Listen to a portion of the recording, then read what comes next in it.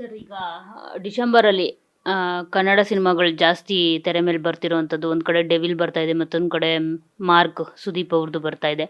So may be ಇದು big fight ಆಗ್ಬೋದು box office ಕಲೆಕ್ಷನಲ್ಲಿ. So ಈಗ ಇಲ್ಲಿ ಏನಾಗಿದೆ ಅಂದ್ರೆ ಡೆವಿಲ್ದು ಡೇಟ್ ಅಂತೂ ಇತ್ತೀಚೆಗೆ ಆಗಿರೋದು ಅನಿಸ್ತದೆ. ನಮ್ಮ ಇವ್ರು ಸುದೀಪ್ ಅವ್ರು ಏನು ಮಾಡಿದ್ದಾರೆ ಅಂದರೆ ಮುಹೂರ್ತ ದಿನನೇ ಡೇಟ್ ಅನೌನ್ಸ್ ಮಾಡಿದ್ದಾರೆ. ಹಾಗಾಗಿ ಅದು ನೋಡ್ಬೇಕಮ್ಮ ಯಾವ ರೀತಿ ಆಗುತ್ತೆ ಅನ್ನೋದು. ಬರಲಿ, ಸಂತೋಷ, ಇಬ್ರಿಗೂ ಚೆನ್ನಾಗಿ ಆಗಲಿ. ಯಾಕೆ ಅವ್ರಿಗೆ ನಾನು ಹೇಳಕ್ಕೆ ಇಷ್ಟಪಡ್ತೀನಿ, ಒಂದಾದ್ಮೇಲೆ ಒಂದು ಬರಲಿ, ಒಂದು 2 ವೀಕ್ಸ್ ಗ್ಯಾಪ್ ಕೊಟ್ಟು ಬರಲಿ. ಇಬ್ಬರು ದೊಡ್ಡ ಮೂವಿಗಳು.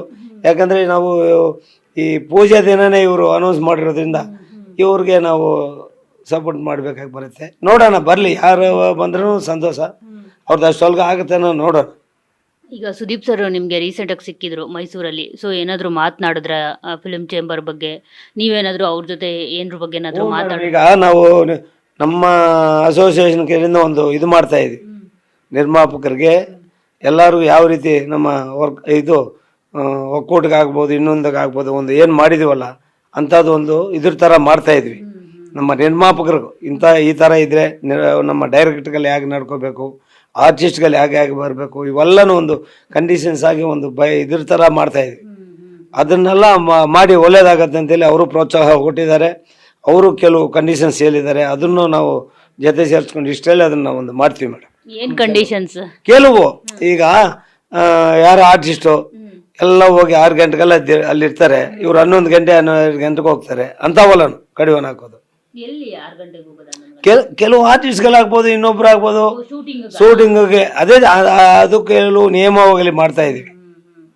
ಕೆಲವು ಕಂಡೀಷನ್ಸ್ ಆಗಿ ಒಂದು ಬೈಂಡ್ ಥರ ನಮ್ಮಲ್ಲಿ ನಿರ್ಮಾಪಕ ಅಂತ ರಿಜಿಸ್ಟ್ರೇಷನ್ಗೆ ಬರ್ತಾನಲ್ಲ, ಆ ಟೈಮಲ್ಲಿ ಅವ್ರು ಕೈ ಕೊಟ್ಬಿಟ್ಟು ನೋಡ್ರಿ ಈ ಥರ ನಿಮ್ಮ ಒಬ್ಬ ಡೈರೆಕ್ಟ್ರು ಇಷ್ಟು ಅಂತ ಇದೆ ಅಲ್ದಾಗ ಇಷ್ಟು ದಿನದಲ್ಲಿ ಮುಗಿಸ್ಬೇಕು, ಇಷ್ಟು ಬಡ್ಜೆಟ್ ಹೇಳ್ಬೇಕು, ಇಷ್ಟಲ್ಲೇ ಮುಗಿಸ್ತೀವಿ ಅನ್ನೋದು ಕಂಡೀಷನ್ಸ್ ಇರುತ್ತೆ.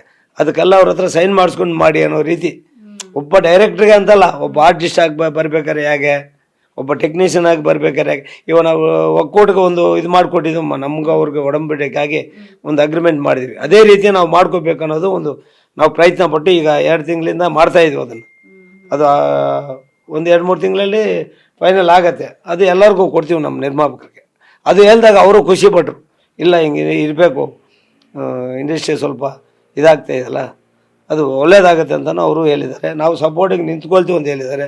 ಆಮೇಲೆ ಪೈರಸಿ ಬಗ್ಗೆ ಮಾತಾಡಿದ್ವಿ. ಪೈರಸಿಗೆ ಕೇಂದ್ರ ಸರ್ಕಾರಕ್ಕೆ ಒತ್ತಡ ಏರಿ ಅಲ್ಲಿ ಏನಾರು ಮಾಡೋ ಥರ ಮಾಡೋಣ ಅಂತಲೂ ಅವ್ರು ಹೇಳಿದ್ದಾರೆ. Thank you.